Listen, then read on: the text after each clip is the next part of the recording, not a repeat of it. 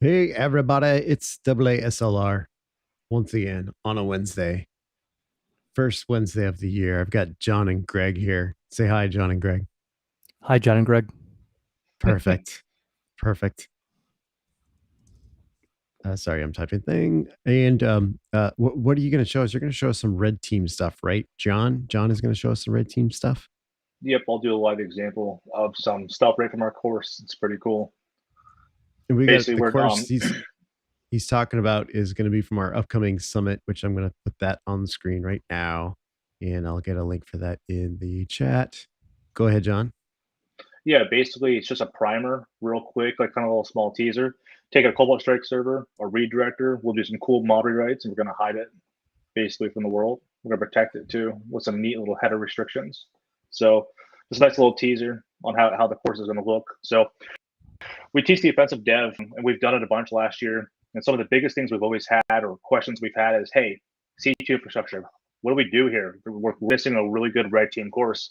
So we said, hey, we'll go ahead and make one. Why not? So we spent a year making it, and we took the best tactics from all of our previous red team engagements we've done over the last year or the previous years and all of our experience. And we, made a course, basically a primer and using AWS and Azure, setting up Cobalt Strike, running a real red team live infrastructure, and then we'll do an attack path at the end of the course. So we're going to try to train this all in the 2 days. We have no idea how it's going to go. That's about it. Yeah. Hey, John, do you want me to start like a high level slide, and then I'll go into AWS, and then you can show the mod rewrite and proxy pass stuff? Yep, love it. Okay, cool. You guys get one slide. That's the entire slide deck. So, okay. Ryan, can you see that?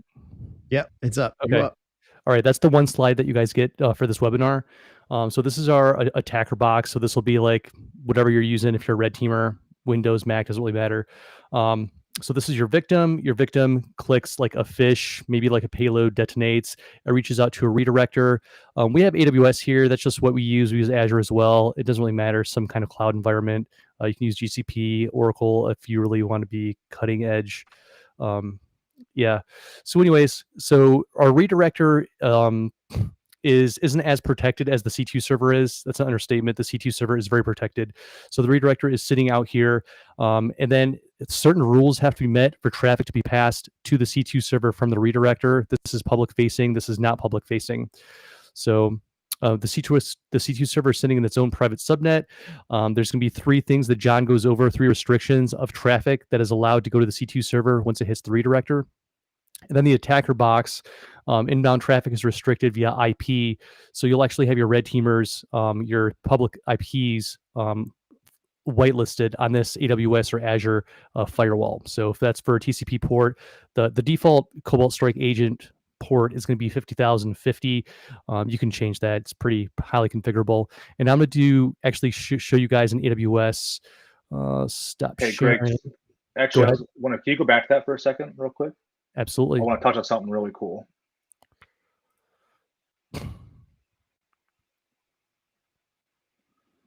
So just so you guys know, we help a lot of other red teams out as well. This is a really important aspect.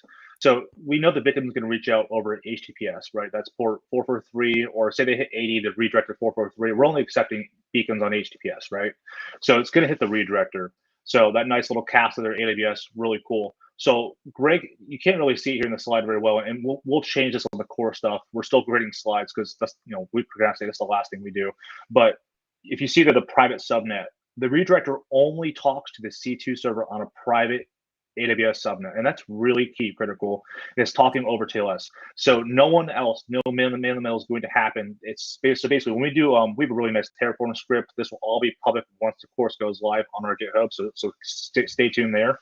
But basically, what we do is we set up a C2 server and a redirector all in the same subnet, and then the redirector can only talk to that C2 server and vice versa, and that's really important. We're not shooting tunnels across with SSH where it's all trackable.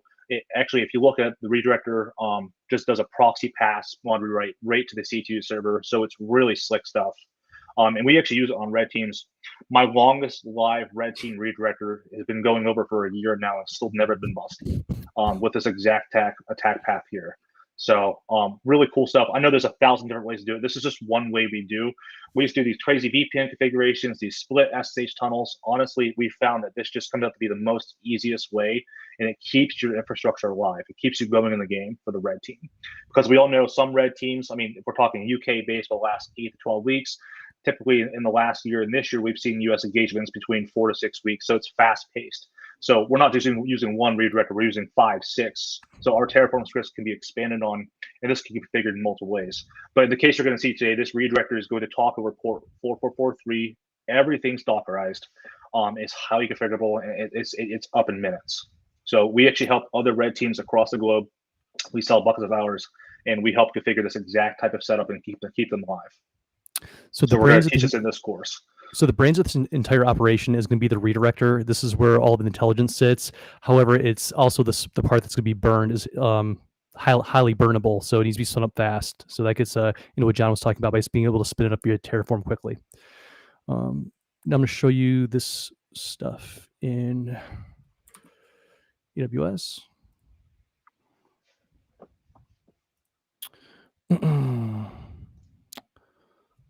Just 1 second, guys. I could drag some tabs around here.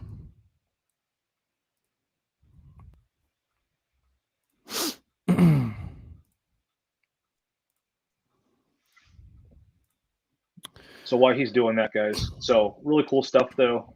Something you won't see in this primer here is we actually use a lot of CDNs like Azure, stuff like that. So we also put stuff in front of our redirectors, and you can do really cool stops and checks there as well. IPs, cookies, headers on top of the CDN to really help protect your beacons and keep stuff alive. So really cool. Okay, so this is our Cobalt Strike server, and this is just infrastructure that we spin up just for this webinar. So this is going to be burned down afterwards. So if you're like taking notes on how to get to us, go ahead. So this is the private subnet that our redirector in AWS is sitting in. So as you can see here, any port on a box within this private subnet can talk to our Cobalt Strike server. And this is a public IP address of red teamer on our team that can talk to this Cobalt Strike server box over 50,050. So that's awesome. Now let's look at the redirector. Excuse me. Security. So this is the redirector. Remember, this is like the brains of the operation. So, so basically, the whole world can see it over 80. The whole world can see it over 443 and over 22 as well. So this is highly exposed. Cool. John, yeah, it has to be, right? No, it's correct. So we don't whitelist our SSH. I mean, nor do we really care to, right? I mean, there's no information you're going to gather from that from just basically AWS Ubuntu default install. We don't even add correct ciphers or security hygiene there. Personally, everything is just locked down with keys, right? There's no passwords, none of that crap. But 80 and 443 have to be open. It looks like a typical web server, right? So, and that's just the start. This is all configurable with Terraform. So that's exactly how I'm building it.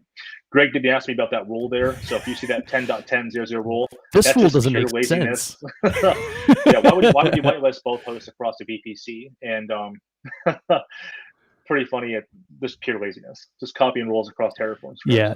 So just to reiterate, this rule is nonsensical and does not need to be here. This is only for the Cobalt Strike server, not for the redirector. Yeah, Greg, if you jump over to the Cobalt Strike server, we can show them additional things, what we'll do. Right now, this is still test mode, guys. There's a lot. I mean, you could do so much more additional stuff here.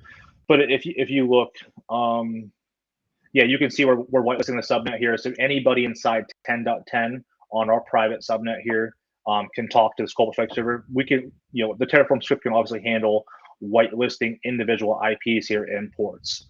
So in this case here, the only port we need to talk over is our C2 bind port, which is 4443. And that's based on the Docker container. Because we want to be able to support, obviously, your team server or your Cobalt Strike server needs to be able to support more than one redirector. That's why your next port for an instance would be, 4444, for example, or 4445. You can do whatever you want. So, and then Docker will just host those ports open. We usually do 10. So, and that Docker is based on Warhorse. That's on our GitHub now, but the README page is just a direct clone. So the documentation has not been updated, but it will be. It'll be before the class goes live. Yeah. What's the name of the dude that did Warhorse? We talked to him at Wild's Hack and Fest in San Diego. Yeah, he's the one who said, yeah. I feel like a terrible person right now. Yeah, that's a good question. Anyways, But anyway, yeah, he works at Black gets Hills. credit for Docker. Yeah, so we've made some slight modifications because he likes to update Cobalt Strike. We don't. So I put a nice little file tag in there that says if the file is created, don't update Cobalt Strike anymore, because that breaks your red team engagement if you have to reboot and update. So. All right, you want to go over the proxy pass mod rewrite rules now? Yep, let's do it.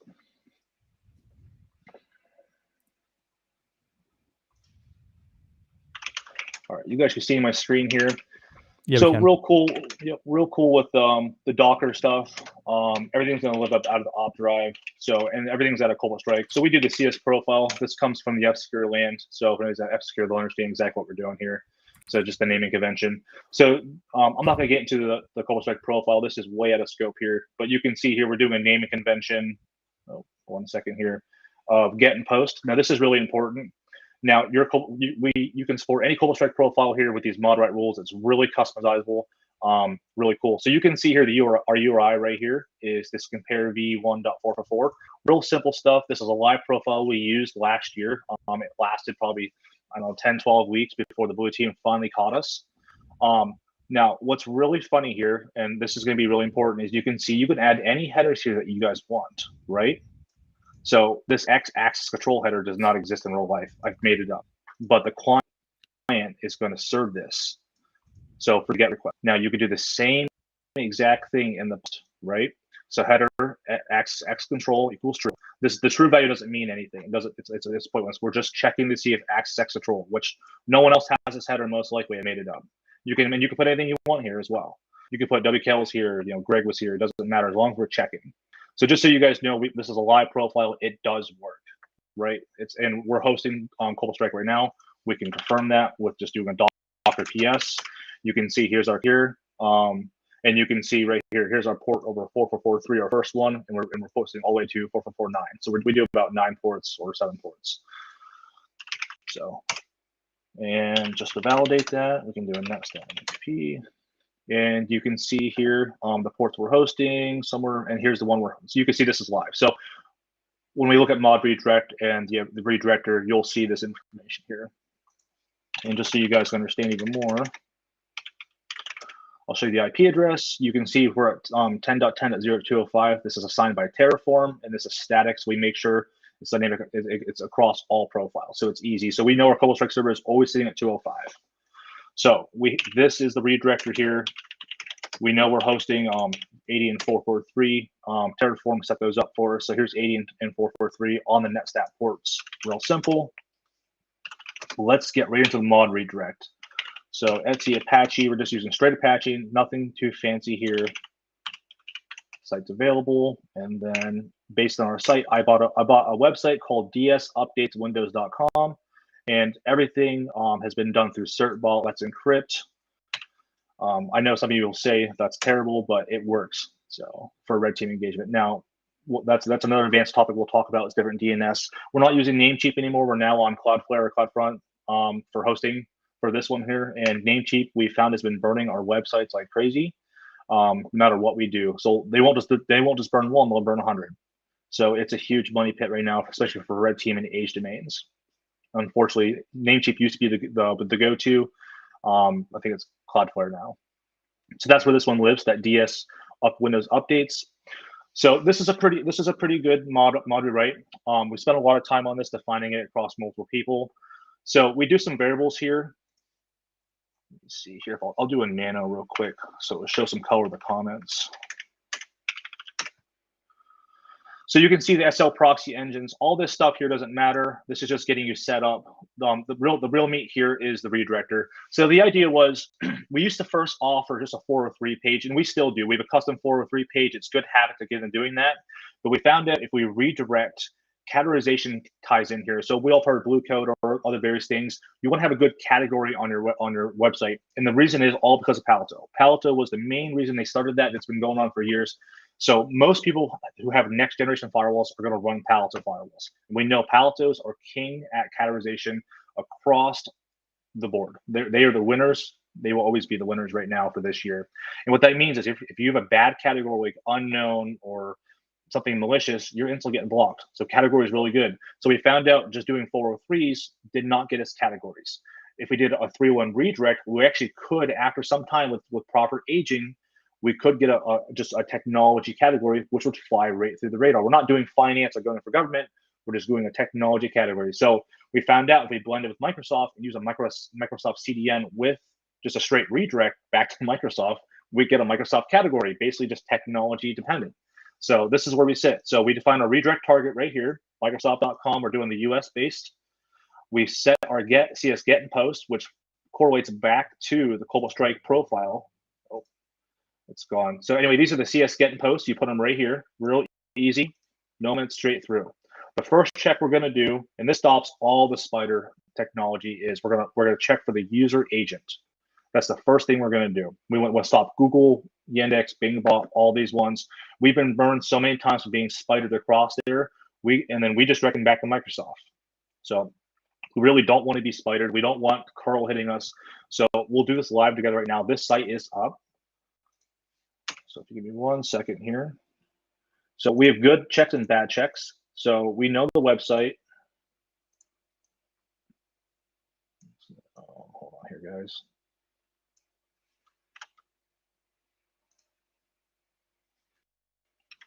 So just curl this. You can see right here, here's our redirect, Microsoft.com, right?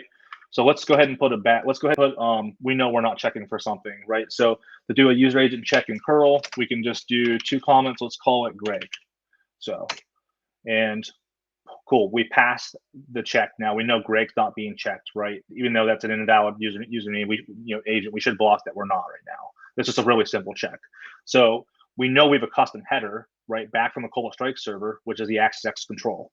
So to do a custom header inside curl, we can do, I think it's just a capital. Actually, no, we'll do a tac header, and then we'll go ahead and do that AASLR control.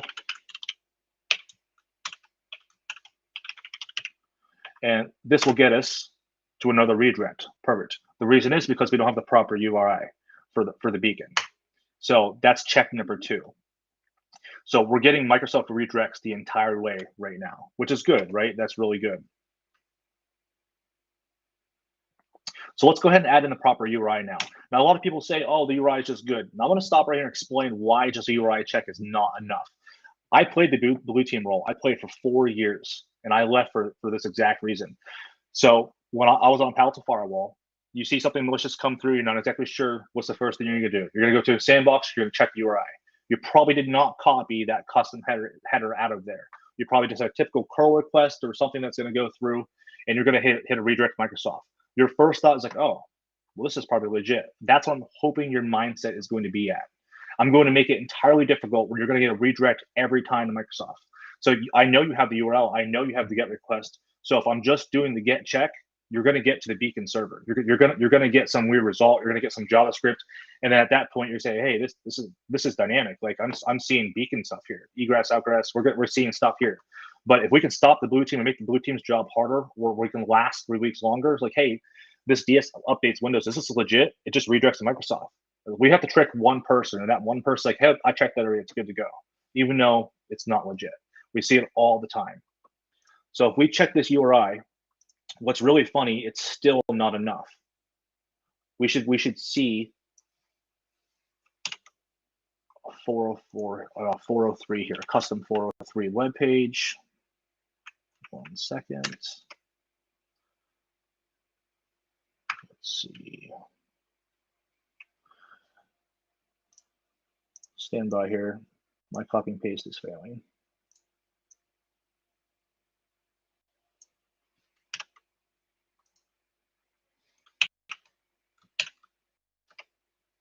Okay, there we go. We hit the beacon directly with the header, without that. So if we just do it with just out, say we break this URI, all this various stuff, we could now get a 404. See, we do the compare here, as long as we're missing the header and all that kind of stuff, say we break it, we get a custom 404 page. And this ties right back to this redirector right down here. So you can see we're proxy passing everything back to the Cobalt Strike server right here. So this is what's keeping us alive. This is the get and post request. So this is exactly where it sits. So the first thing we do is the user agent check right here. We then check for the header. We then go ahead and check for the get and post, and then we proxy pass or proxy pass reverse. Both work here as well. And then you can see here, just for some hygiene, we do set nice servers. We want to look good, like we actually know what we're doing. And then here's our 404, and it's actually a custom 404 web page. We do really funny ones. We steal people's all the time. Just kind of like a little, haha for us if they hit to actually find a blue team actually hits the 404 page or 403 page, because most of the times it's just redirect. So at that point, we do the various checks. Now, there was another really cool thing that we used to do. Greg, I'm looking for that get page with the IP blocks on them. Did I post that to you? No, you just gave me the commands, dude. Okay, you want the IPs for like the server and the global strikes? No, just give me a second. So there's this really cool get page by this one really cool dude. Oh, I know what you're talking about. Yeah, just a minute. Yeah. If you have that, I would love to go ahead and show that. Oh yeah, you're talking about Curious Jack. I got it right here. Yep, Curious Jack. Thank you. Yeah. He has some great stuff, but they have this really cool Apache blocker. So sometimes just doing this is not enough. Sometimes like if you're gonna get detonated from virus total and various things, this will help. But it's really interesting, right? So sometimes let's just say a client's going to download, say they're going to detonate your beacon or your payload inside a sandbox. This is going to go through, right? Yes, thank you, Greg, very much. That's exactly what I wanted to see here. Like the most restrictive mod read write you've ever seen.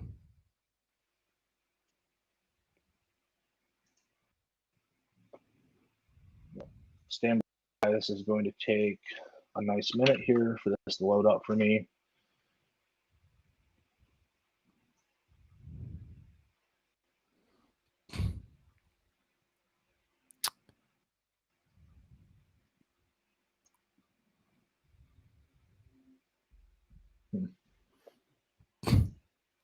I've already got it loaded. If you want me to just share my screen, dude. Yeah, dude, go ahead. That'd be great, man. That's perfect. Okay. Yeah, so just so everyone knows, like John's a great engineer, but his internet connection runs on maple syrup. He's a maple syrup farmer in rural Pennsylvania, so sometimes he has problems with the Wi-Fi's. Okay, cool. So this is Curious Jack. This is Jason Lang over at Trusted Sec, I believe. Don't quote me on that. And just so you guys know, this is really cool. So basically, all you would do is you would include this first inside your mod rewrite, and you would just straight go ahead and just basically just do a straight redirect. So if any IPs hit here, and I used to use this all the time, especially in the AWS and Azure stuff. But what we're seeing here in 2022, and especially going into 2023, is a lot of clients are moving most of their servers up to Azure or AWS, meaning that if you want to get beacons or payloads or callbacks to happen on servers, you can't use all the IPs here listed. Now, what's really funny is if you're on this, if you work for a blue team company like Virus Total or something like Pallets of Fortinet, whatever, all those guys, your IPs are probably listed in here, which is hysterical because I want them to be. I want them to make your life so hard. You have to use a VPN to get access to a server, which you're just going to get redirected. That is my entire goal, is to make your life difficult and determine, hey, this guy ain't joking. So if my beacon or my payload is in your sandbox, it's not executing because it first hit this rule. I call this the failsafe. If we get detonated by addresses, it's not reaching out. So it may see requests trying to go somewhere to our redirector, but it never has. There's no callback. There's no beacon established. So this has saved us in the long run over time. Now, I don't have an example showing this here right now because we include all the IP addresses and various things because we're testing from AWS. But this is a gem right here. So these are all just rewrite conditions, just checking out IP addresses, just testing. So you do want to review these before you use this because I have gotten in trouble in this where I had a beacon trying to execute on one of these IP addresses for a client that was test. So we had to change the config live on a red team. So you want to make sure you know what your target is and where they're coming from. A lot of people say, well, why not just whitelist a client? Because sometimes people on VPN or they're at home or people aren't always on the VPN and they're using the home IP addresses and red teams, and they're in scope sometimes. So it's all fair game. That's why whitelisting via IP is very challenging. So for Yep. context, right here, Palo Alto. So say you have a blue teamer that's running Palo Alto traps, and they've got your beacon and they detonate it. Palo Alto reaches out on 145.59.123 WAC 24. It will not detonate because it's a deny rule. Same thing. Yep. He's got FortiGate. He's got Symantec, Microsoft, Azure. This was actually a proof point bypass for a while too. Like if you're trying to get like RC on a box and you had a payload in a phishing email, proof point would go out, touch your payload, detonate it from a proof point IP address. But if you have this in there, it won't actually detonate. So very, very interesting. I know a lot of you guys will say, well, your beacon should have some domain check or have some kind of anti-sandbox technology, and you're right, 100%, and ours do, right? But this is just strictly director protection, Cobalt Strike server protection. Payload development is out of scope here, but we do those things as well, and we do teach those in the offensive development, which is the primer to the Advanced Red Team course. So if anybody does take the Advanced Red Team course, we expect you to know payload development, bypassing AV EDR. Greg will be teaching that course moving forward, and I'll be handling the Advanced Red Team operations for the C2, and then also we'll be doing a live Azure attack path right on day 2. So it's going to be a mass flood of information. We're going to make it even difficult for you guys. So lots of fun. So if you don't think you're ready for something like that, take the offensive development, learn how to bypass AV EDR, because we're bypassing AV EDR on every red team. We're hitting S1, CrowdStrike, Cortex. We have bypasses for every single one of them. Some of the techniques we teach you guys in offensive development is live on that as well. So when you guys come over to the Advanced Red Team course, our focus is past payload development. We expect you guys to know that we're doing C2 infrastructure, we're doing setup, we're getting you prepped for a live engagement, and we're going to run right through an attack path. Yeah, and to clarify, the offensive development course, you still have to have some prerequisite knowledge. When the first time we taught it, we had it like as a beginner friendly course, and that is not the case. Like if you've never compiled native code, if you don't know what the Windows API is, probably not a good starting point. So.